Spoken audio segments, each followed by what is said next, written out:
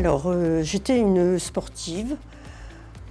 Je faisais des défis, j'aimais beaucoup ça, mais je sentais que je me fatiguais plus facilement. Lorsque je montais les côtes, j'avais une respiration sifflante. Moi, quand ça m'est arrivé, j'étais un cadre parisien très actif. Et donc, j'ai été hospitalisé plusieurs fois aux urgences à l'hôpital Saint-Louis. Oui, alors le problème que je rencontrais, c'était une fatigue dès que je faisais un effort, dès que je montais un escalier, dès que je soulevais quelque chose. Il y avait une grosse fatigue et je toussais aussi énormément. Et moi, quelqu'un qui tousse tous les jours, il faut consulter.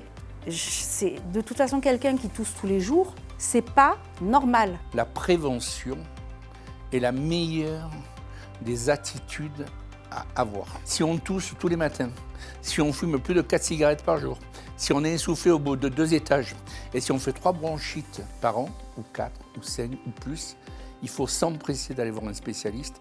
Il faut s'empresser de faire ce qu'on appelle un EFR, qui va très rapidement déterminer si on est ou si on n'est pas BPCO.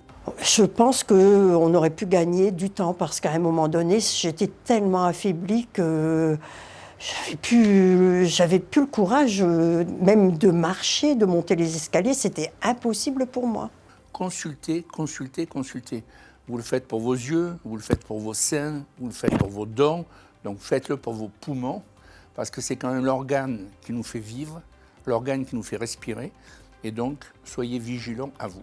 Nous, en qualité d'être humain, on se connaît, on le sait. On sait que si on se plaint d'essoufflement, c'est pas pour s'amuser qu'on se connaît. Donc, quelque part, lorsqu'on a des signes qui viennent perturber notre qualité de vie, honnêtement, consultons.